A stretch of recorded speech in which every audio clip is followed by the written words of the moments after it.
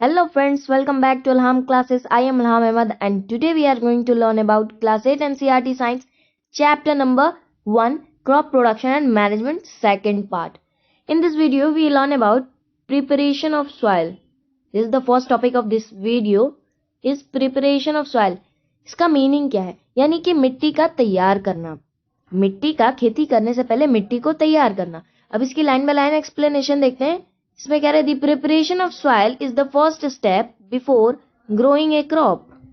यानी कि सॉइल का प्रिपेयर करना ये क्रॉप को ग्रो करने से पहले का सबसे इम्पोर्टेंट वर्क है. यानी कि अगर हम सॉइल को प्रिपेयर नहीं करेंगे तो हम क्रॉप को नहीं लगा सकते हैं. अगर लगा भी देंगे तो वो कंप्लीटली अच्छे से वो फसल हमारी नहीं होगी. उसके बाद से कह रहे हैं one of the most important task in agriculture is to turn the soil and loosen it. जो हमारा सबसे इम्पोर्टेंट टास्क है एग्रीकल्चर में वो ये है कि सॉइल को टर्न किया जाए और उसे लूजन किया जाए. इसका मीनिंग क्या है? यानी कि अगर सॉइल जो है हमारा काफी उसमें अनडिजायरेबल चीजें हैं, काफी बंजर है, तो उसे हम पहले उसे लूज करेंगे ताकि जो भी रूट्स हों वो अच्छे से अंदर स्प्रेड कर सकें. अब यहाँ पे कह रहे हैं this allows the roots to penetrate. अभी जो मैंने बताया वही चीज यहाँ पे लिखी है, penetrate deep into the soil. यानी कि सॉइल लूज नहीं रहेगी तो रूट्स को अंदर जाने में काफी दिक्कत होगी और जा भी नहीं पाएगा. और अगर वही सॉइल लूज होगी तो उसे जाने में काफी इजीली होगी. ठीक है. अब यहाँ पे कह रहा है why does loosening of soil allow the roots to breathe easily. इसका आंसर होगा कि जैसे जैसे रूट्स अंदर जाएंगे उन्हें उतना ही न्यूट्रिशन मिलेगा, उन्हें उतना ही अंदर में न्यूट्रिशन मिलेगा जिस वजह से वो अच्छे से ब्रेथ कर पाएंगे.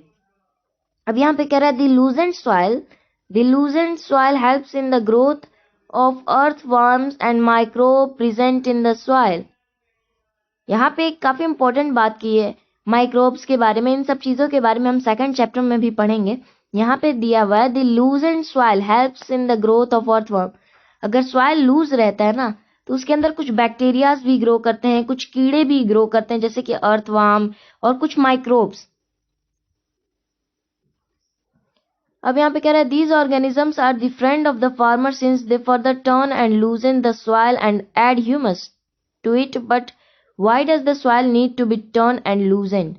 यहाँ पे क्वेश्चन भी कर रहा है. इस क्वेश्चन को भी देखते हैं. यहाँ पे कह रहा है कि जो ऑर्गेनिज्म होते हैं, ये जो भी हमारी माइक्रो ऑर्गेनिजम्स माइक्रोब्स उसमें पाए जाते हैं, ये फार्मर्स के फ्रेंड भी होते हैं क्योंकि ये सॉइल को लूज करने में, सॉइल में ह्यूमस फॉर्मेशन में काफी काम करते हैं. तो फिर भी जब ये हेल्प करते हैं फिर भी क्यों जरूरत है हमें सॉइल को लूज करने की? वो ऐसा इसलिए क्योंकि वो काफी कम मात्रा में करते हैं और अगर अच्छी क्रॉप चाहिए तो हमें खुद से सॉइल को लूज करना पड़ेगा. यहाँ पर सेकेंड पैराग्राफ में दिया है you have learned in the previous classes that the soil contains minerals, water, air and some living organism. हमने प्रीवियस क्लास में ये चीजें पढ़ी हैं कि सॉइल में काफी सारे मिनरल्स होते हैं, सॉइल के अंदर वाटर होता है, एयर भी होता है और काफी सारे लिविंग ऑर्गेनिज्म भी होते हैं. In addition dead plants and animals get decomposed by the soil organism in this way. अब यहाँ पे कह रहा है अगर कोई डेड एनिमल है वो मिट्टी के अंदर दब जाता है तो उसे कौन डिकम्पोज करने में हेल्प करता है? तो माइक्रो ऑर्गेनिजम्स, अर्थवर्म्स, इन सब टाइप की जो भी छोटे कीड़े होते हैं या फिर माइक्रो ऑर्गेनिज्म, यही उन्हें हेल्प करते हैं डिकम्पोज होने में. यहाँ पे कह रहा है since only a few centimetres of the top layer of the soil supports plant growth, turning and loosening of soil brings the nutrient rich soil to the top so that plants can use the nutrients. इस पूरे paragraph में एक बात मतलब काफी ज्यादा ये से कह रहा है इसमें कि अगर सॉइल को लूज करेंगे तो रूट्स ज्यादा अंदर तक स्प्रेड होंगे, जितने अंदर तक स्प्रेड होंगे उन्हें उतना ही न्यूट्रिएंट्स मिलेगा. सेकेंड लाइन कह रहा है थस, सेकेंड पेज पे चलते हैं. Thus turning and loosening of soil is very important for cultivation of crops. यानी कि सॉइल को टर्न करना और उसे लूज करना ये कल्टीवेशन का काफी इंपॉर्टेंट टास्क है. The process of loosening and turning the soil is called tiling और प्लफिंग. जो प्रोसेस होता है हम सॉइल को मतलब सॉइल जो है उसे टर्न करते हैं, उसे लूज करते हैं। इस प्रोसेस को हम दो नाम से जानते हैं, या तो टाइलिंग या तो प्लफिंग। इन दोनों नाम से हम सॉइल को लूज करने से जानते हैं। This is done by using ए प्लफ, और ये काम एक प्लफ के यूज से होता है। Plough are made of wood और आयरन। प्लफ जो होता है वो या तो लकड़ी का होता है या तो आयरन का होता है। If the soil is very dry, अगर सॉइल जो काफी ड्राई हो, इट में नीड वाटरिंग बिफोर प्लफिंग, उसमें पानी डालने की जरूरत पड़ेगी प्लफिंग करने से पहले। द प्लफेड फील्ड में have big pieces of soil called crumbs. Soil की काफी बड़ी बड़ी ना एक जगह पे पीसेस बन जाते हैं, जिन्हें यहाँ पे लिखा हुआ है, उनका नेम दे रखा है क्रम्स, उसे क्रम्स कहते हैं। जो भी सॉइल में बड़े बड़े पत्थर बन जाते हैं, उन्हें तोड़ने में, उन्हें अच्छे से सॉइल में मिक्स करने में कौन काम करता है? प्लफ। यानी कि प्लफिंग कर देंगे तो जो प्लफ्ड फील्ड होगा उसमें may have big pieces of soil crumbs called crumbs. It is necessary to break these crumbs with a plank. और ये जो भी क्रम्स होते हैं उन्हें प्लफ से या फिर किसी भी चीज से, यहाँ पे लिखा हुआ है प्लैंक। प्लैंक एक तरीके का हमारा टूल होता है जिससे हम क्लम्स को तोड़ते हैं। हमें क्लम्स को तोड़ना पड़ेगा खेती करने से पहले। The field is levelled for sowing as well as irrigation purpose. ये कह रहा है जो फील्ड है उसको सोइंग करने से पहले, एक सेकेंड, द प्लव्ड फील्ड में है big pieces soil called crumbs. It is necessary to break this crumbs with a plank. This field is levelled for sowing as well as for irrigation purpose. जो field है उसमें irrigation भी काफी important काम करता है. Levelling of soil is done with the help of a leveler. Sometimes manure is added to the soil before tiling. This helps proper mixing of manure with soil. The soil is water before sowing. ये इतनी lines में ये कहना चाह रहा है कि काफी जगहों पर प्लफिंग से पहले भी पानी दे करके उसे प्लफ किया जाता है, और पानी देने के बाद उसमें मैन्योर भी डाल दिया जाता है, और सोइंग करने से पहले यानी बोने से पहले भी कुछ उसमें मैन्योर ऐड किए जाते हैं. आगे कह रहा है एग्रीकल्चरल इम्प्लीमेंट्स. ये रहा हमारा point, agricultural implements. Agricultural implements का मतलब क्या है देख लेते हैं. इसका मतलब होता है कृषि औजार, यानी जो भी हमारी एग्रीकल्चर में जिन मशीन्स या फिर जिन भी टूल्स का हम यूज करते हैं उनके बारे में. चलिए देख लेते हैं इसकी explanation. Before sowing the seeds it is necessary to break soil of the size grains to get better yield. यानी कि बिफोर सोइंग द सीड्स यानी बीज के बोने से पहले ये जरूरी है कि हम सॉइल को ब्रेक कर दें, ताकि जो soil of to the size of grains to be better yield. अगर हम सॉइल को ब्रेक कर देंगे तो जो हमारी यील्ड होगी यानी जो हमारी फसल होगी वो काफी अच्छी होगी. This is done with the help of various tools. The main tool used for purpose is plough, hoe and cultivator. 3 चीजों के हेल्प से हम क्या करते हैं? प्लफिंग करते हैं. कौन कौन से? प्लफ, एक हो और एक कल्टीवेटर. यहाँ पे एक इमेज दी हुई है, ये प्लफ की इमेज दी हुई है. देख रहे हैं, ये एक बीम है, उसके बाद इसमें प्लफ शाफ्ट है, प्लफ का शेयर है. इस चीजों को यहाँ पे 2 बुल हैं, इनके बैक पे यहाँ पे लगाई गई है, और जैसे जैसे ये आगे बढ़ते हैं प्लफ करते हुए फील्ड को ये आगे बढ़ते हैं. आगे की लाइन में लाइन एक्सप्लेनेशन देखते हैं. आगे यहाँ पे प्लफ को डिफाइन किया हुआ है. प्लफ, यहाँ पर प्लफ को डिफाइन किया है. This being used since ancient times for tilling the soil adding fertiliser to the crop. ये काफी एंशिएंट टाइम से यूज हो रहा है सॉइल को टाइल करने में और फर्टिलाइजर ऐड करने में, और रिमूविंग द वीड्स, और वीड्स जो भी अनडिजायरेबल प्लांट्स ग्रो कर जाते हैं उन्हें रिमूव करने में. स्क्रैपिंग ऑफ सॉइल ईटीसी, और सॉइल को स्क्रैप करने में. This implement is made of would and is drawn by a pair of bulls और अदर एनिमल्स, हॉर्स, कैमल्स. ये जो है इस इस टूल को यूज करने के लिए, इसे प्लफ करने के लिए खेतों में या तो बुल की जरूरत पड़ती है, या तो हॉर्स की, या फिर कैमल्स की. और भी काफी एनिमल्स इस काम को कर सकते हैं. मेनली इन तीनों का यूज होता है। It contains a strong triangular iron strip. इसमें काफी स्ट्रॉन्ग ट्रायंगुलर स्ट्रिप होता है जिसे प्लफ शेयर कहते हैं, जैसा कि हमारे यहाँ पे ये डायग्राम में दे रखा है, जिसे हम प्लफ शेयर कहते हैं। ये रहा हमारा प्लफ शेयर, ये ट्रायंगुलर शेप में है ना।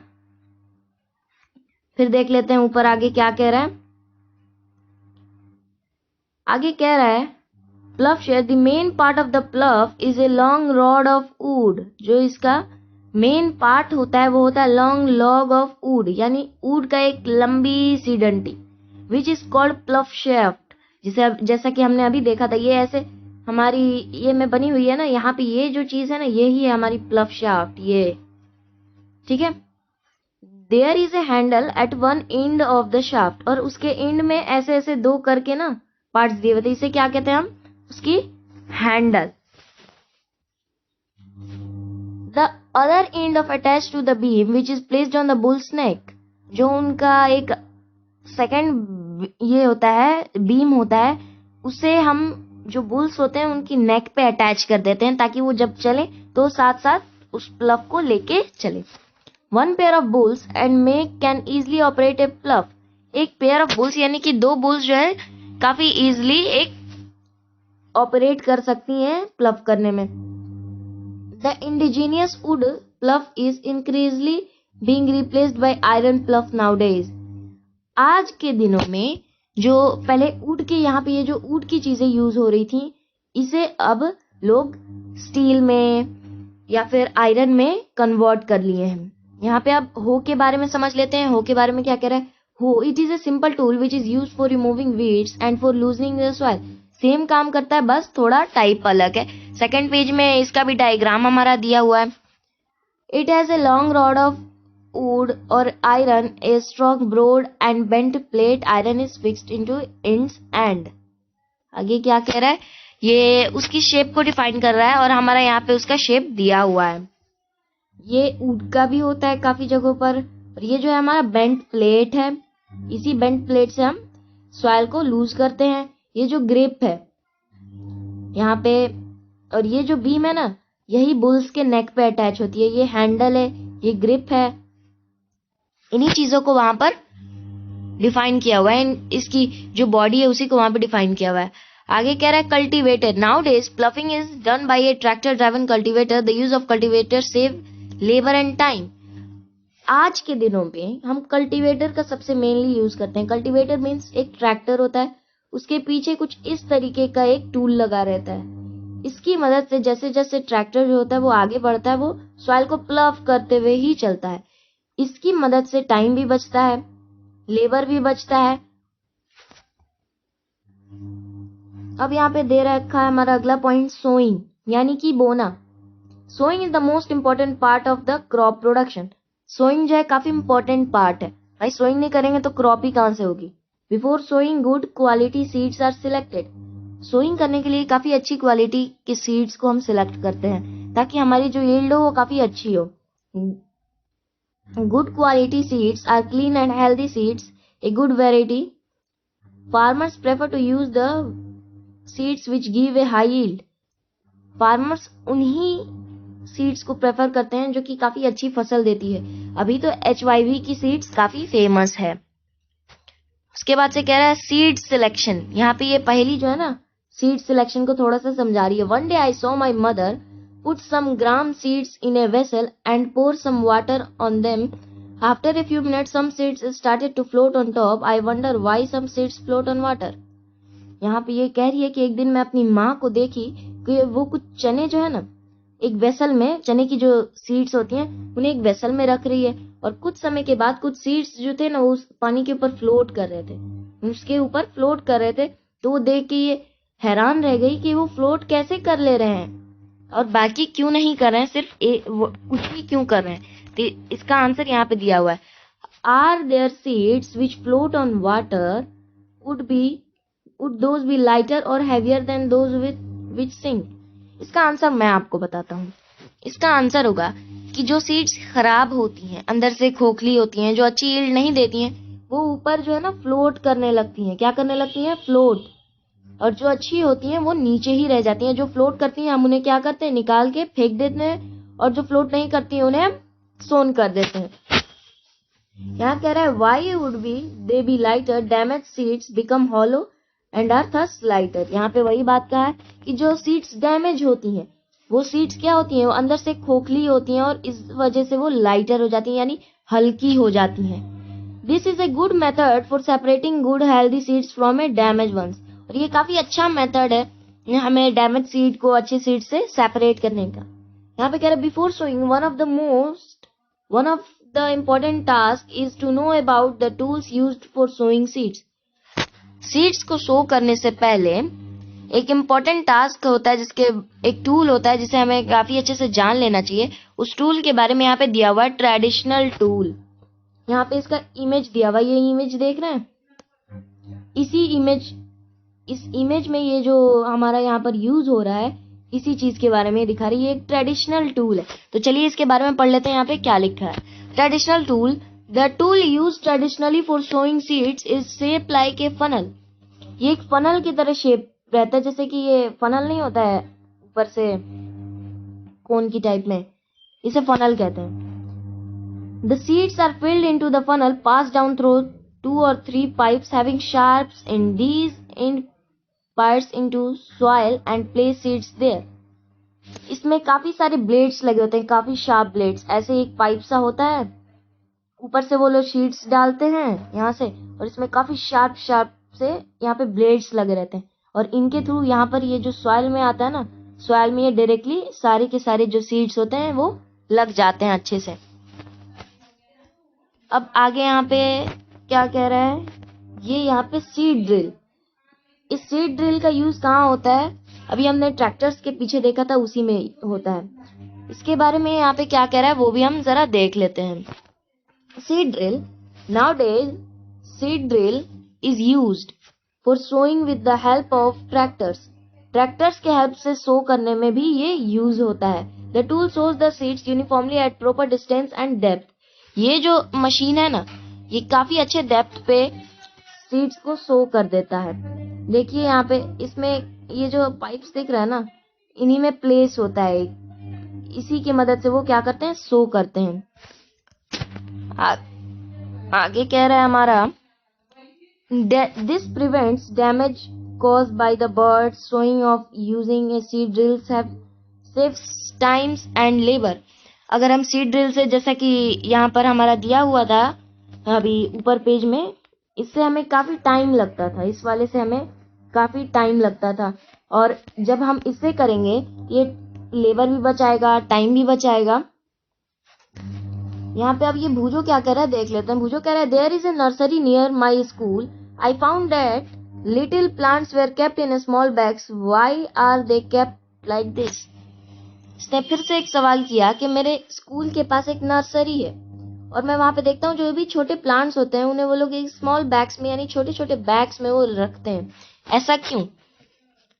तो इसका आंसर यहाँ पे पहली दे रही है, seeds of a few plants such as paddy are first grown in nursery. ये बता रही है कि कुछ प्लांट्स होते हैं उनकी सीड्स जो है फर्स्ट ऑफ ऑल नर्सरी में लोग उगाते हैं, उसके बाद वहां से फार्मर्स उसे खरीद के लाते हैं और फिर वो अपनी खेतों में लगाते हैं। Some forest plants and flowering plants are also grown in nursery. और कुछ फॉरेस्ट प्लांट्स एंड जो भी फ्लावर्स होते हैं वो भी नर्सरी में ग्रोन किए जाते हैं। आगे कह रहा है, N appropriate distance between the seeds important to avoid overcrowding of plants. This allows plant to get sufficient sunlight, nutrients। ये कह रहा है कि अगर एक ही पास ढेर सारे यहाँ पे एक ही साथ सीड्स होंगे तो इन्हें अच्छे से जब ये ग्रो करेंगे तो एक में ही एक रह जाएंगे, इन्हें अच्छे से ना ही सनलाइट मिलेगी ना ही वाटर मिलेगी। इसलिए काफी अच्छी सी दूरी, एकदम इक्वल डिस्टेंस पे ये काफी अच्छी होती है हमारी क्रॉप के लिए, ताकि वहां पे हमें अच्छे से सफिशिएंट सनलाइट मिले, न्यूट्रिएंट्स मिले, वाटर मिले। और sometimes a few plants have been removed to prevent overcrowding। काफी बार ओवरक्राउडिंग जब हो जाती है तो जिसकी वजह से हमें काफी प्लांट्स को रिमूव करना पड़ता है। आगे कह रहा है, एडिंग मैन्योर एंड फर्टिलाइजर्स। इस पार्ट को हम आगे की वीडियो में पढ़ेंगे। नेक्स्ट वीडियो जो हमारी थर्ड पार्ट आएगी उसमें हम पूरा चैप्टर कंप्लीट कर लेंगे। सो अभी के लिए गुड बाय।